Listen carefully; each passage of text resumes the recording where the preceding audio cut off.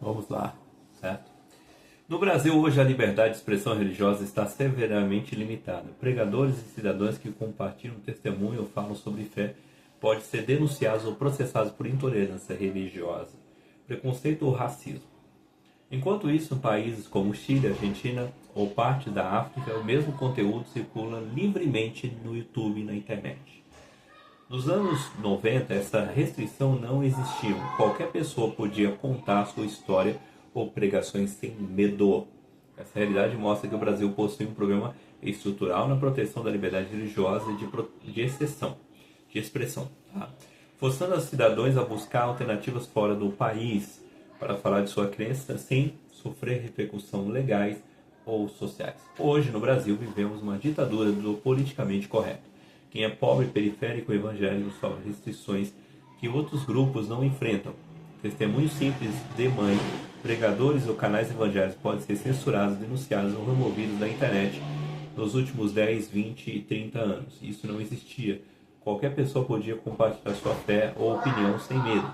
Enquanto isso, em outros países como o Chile, Argentina e outras partes da África, a liberdade de expressão, crença, experiência pessoal, restrições legais e sociais aqui no legislativo e alguns grupos políticos criam um ambiente onde a liberdade de expressão é limitada, especialmente para os mais simples.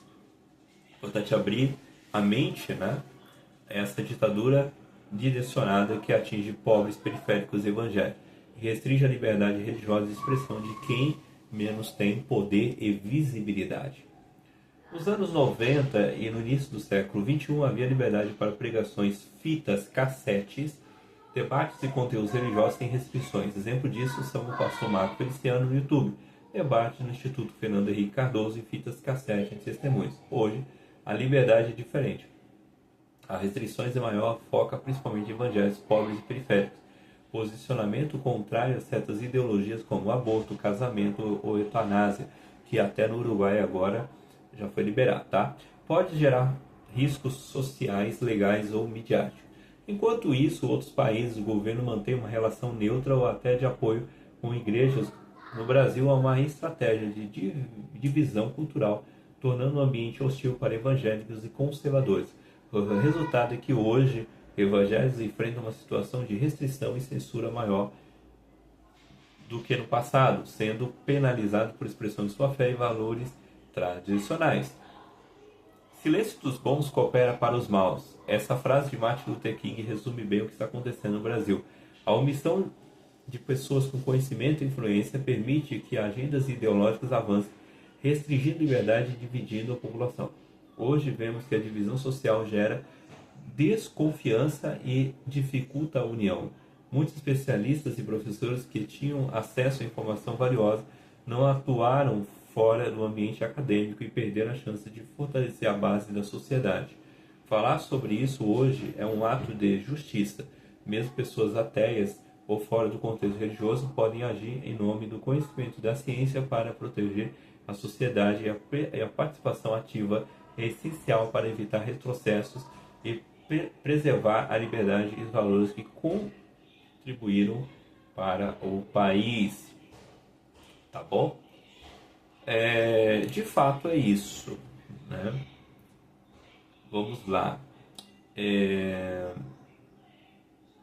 Ok. A hipocrisia da mídia brasileira, caso da Globo e a proteção das crianças. A Globo se apresenta como defensora da família, quer dizer, defensora da infância, mas há décadas promove a hipersexualização em novelas, programas e reality shows, Big Brother Brasil, certo? Finge indignação seletiva, principalmente agora, quando surge um escândalo, mais silenciam quando dentro da própria grade de entretenimento, valores familiares e religiosos, que sempre foram a verdadeira proteção das crianças, são ridicularizados pela mesma mídia, que finge se preocupar. Há um abismo entre o discurso oficial e a prática real. Fala em proteger adolescentes, entre aspas, mas lucro com a exposição precoce da juventude. A hipocrisia é clara, mídia como guardiã só quando convém, mas a prática contribui para o apagamento coletivo moral do Brasil.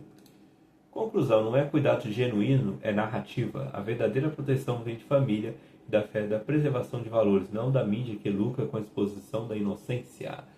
Certo? Desde a época da Xuxa e da Angélica, tá? Guerra de narrativa no Brasil, caso do Ítalo e a seletividade do sistema. Enquanto havia o IP e o engajamento, grande parte da mídia e das plataformas transformaram o influenciador como intocável. Entre aspas. Quando as denúncias ganharam força e houve pressão social e jurídica, a narrativa virou um avesso da noite para o dia. Mostra a seletividade do sistema, proteger enquanto é útil e descartar quando vira problema. Identidade. Ser famoso, pertencer a um grupo não pode ser blindagem para condutas graves. Responsabilidade moral e deve valer para todos. A cultura popular e a fé de milhões, incluindo evangélicos, segue sendo desvalorizada enquanto certas agendas recebem holofote. Resultado, a sensação de apagamento cultural e preconceito velado e descrédito entre as versões oficiais. Conclusão, não é sobre direita e esquerda, nem todos sobre rótulos identitários. É sobre coerência, a lei e os valores que devem valer para todos, sempre, sem dois pesos e duas medidas. Tá? Então eu já fiz essa crítica em relação à Rede Globo de televisão, uma emissora que se faz aí. Eu vou colocar um outro conteúdo aqui também, muito legal. Vou até falar um pouco sobre a questão da Unisa também, que é a universidade que defende hoje o progressismo no Brasil, certo? Unisa. E a gente vai falar de outros e outros assuntos e tal, tá bom? Muito, muito bom.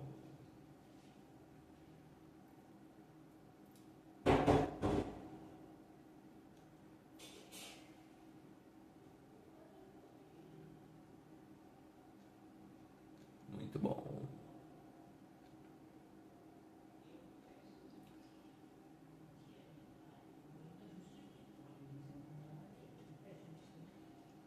Bom, é isso aí. Então, Rede Globo, né? Uma emissora que finge, mas na verdade não trabalha em prol de nada.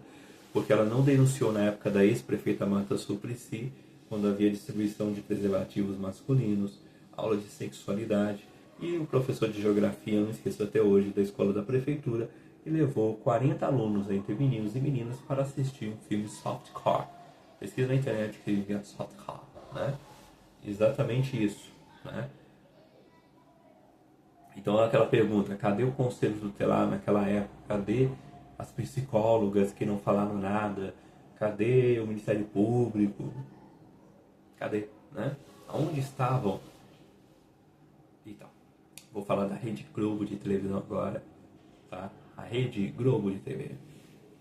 A televisão mais sensacionalista e que finge interesse quando incombem.